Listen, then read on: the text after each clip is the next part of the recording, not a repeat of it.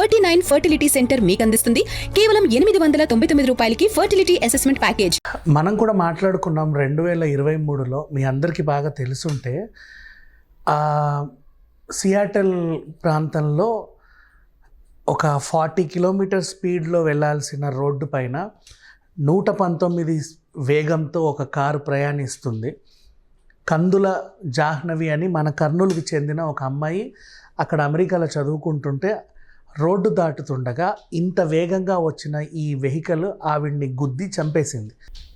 ఖచ్చితంగా చెప్పాలంటే ఆవిడని గుద్ది చంపేసింది అంతే, వెహికల్ అంతే. అంతమించి దీంట్లో మేరే మాట్లాడుకోవడం లేదు. ఇది ప్రమాదవశాత్తు జరిగిందని కూడా మాట్లాడొద్దు.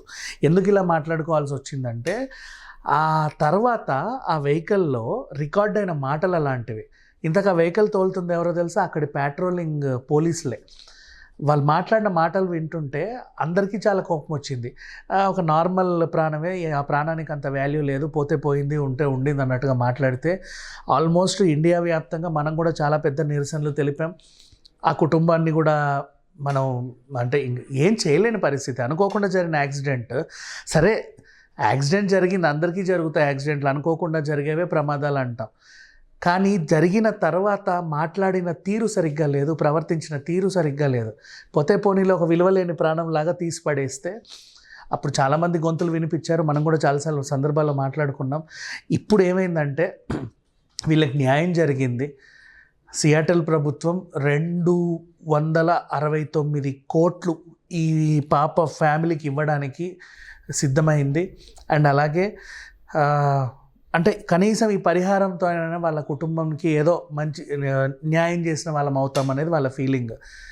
భారత్ తరఫున కూడా నిరసనలు చేశారు, చాలామంది క్వశ్చన్ చేశారు, ఎన్ఆర్ఐలు క్వశ్చన్ చేశారు, సోషల్ యాక్టివిస్టులు ముందుకు వచ్చారు.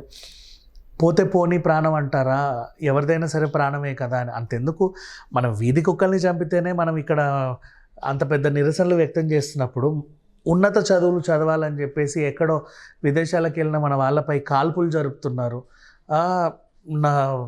చంపేస్తున్నారు, పిచ్చి పిచ్చి కేసులు పెడుతున్నారు వాళ్ళపైన.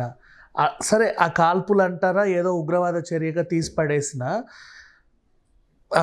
వేగంగా ఒక కారు గుద్దిన తర్వాత ఆ ప్రాణానికి విలువ లేదని ఆయన మాట్లాడుకోవడం, మాట్లాడిన మనిషి ఒక బాధ్యతాయుతమైన పోస్ట్లో ఉన్న పోలీస్ ఆఫీసర్ కావడం చాలా చండాలంగా ఉంది సిచ్యువేషన్. బట్ ఏంటో అంటే వీళ్ళకి ఇప్పుడు డబ్బులు వచ్చాయని చెప్పి మనం హ్యాపీ ఫీల్ అవ్వడం కాదు.